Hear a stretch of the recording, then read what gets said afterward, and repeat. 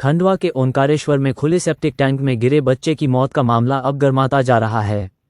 इस मामले में कांग्रेस ने ओंकारेश्वर नगर परिषद और वहां की सीएमओ पर हत्या का केस दर्ज करने की मांग की है। वहीं आरोप लगाए हैं कि सिंगस्त से पहले तैयारियों की पोल खुल गई है, क्योंकि आए दिन श्रद्धालुओं के नर्मदा नदी में डूबने के मामले सामने आते रहते हैं। अब सेप्टिक टैंक में गिरने से मासूम की मौत का मामला जिम्मेदारों के लिए शर्म का विषय है। वहीं प्रशासन इस पूरे मामले में सफाई पेश करता हुआ नजर आ रहा है। ओंकारेश्वर में एक धर्मशाला को तोड़ने के बाद मलबा वहीं छोड़ दिया गया और सेप्टिक टैंक भी खुला छोड़ दिया गया, जिसमें गिरने से नागपुर निवासी कैलाश उसराठे के 3 वर्षीय मासूम बेटे की मौत हो गई। बता दें कि कैलाश अपने परिवार के साथ भगवान ओंकारेश्वर दर्शन के लिए आए थे और ब्रह्मपुरी पार्किंग में बस से उतरने के बाद उनका 3 वर्षीय बेटा आगे की ओर दौड़ पड़ा। अंधेरा होने की वजह से बच्चा रास्ते किनारे बने खुले सेप्टिक टैंक को देख नहीं पाया और सीधे गंदे पानी में जा गिरा। पिता कैलाश ने बिना एक पल गंवाए टैंक में कूदकर बच्चे को सुरक्षित बाहर निकाल लिया, लेकिन फेफड़ों में पानी जाने से हालत नाजुक बन गई और आईसीयू में भर्ती कराया गया था, लेकिन मासूम ने दम तोड़ दिया।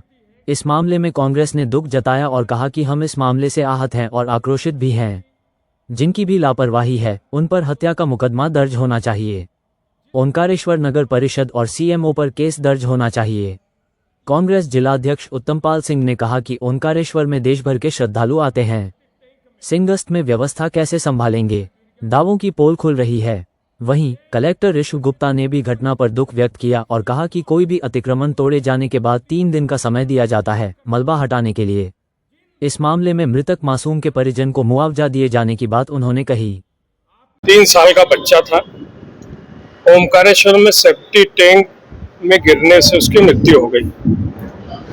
मैं ये पूछना चाहता हूँ कि जब आपने वहाँ की धर्मशाला हटाई तो जो संबंधित नगर परिषद के लोगों ने उसको हटाया, तो उनकी ये जवाबदारी थी कि वहाँ जो सेप्टी टैंक है उसको भी साफ करना था।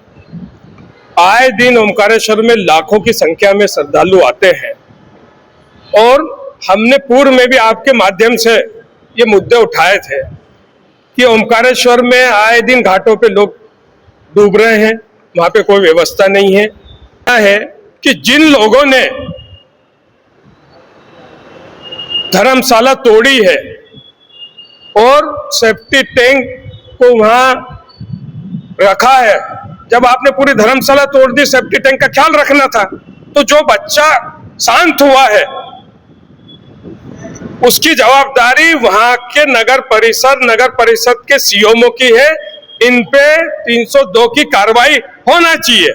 जो भी लोग उसमें तोड़ने गए थे उन तमाम लोगों पे कार्रवाई होना चाहिए, क्योंकि आप उससे बच नहीं सकते हो, जवाबदारी आपकी है।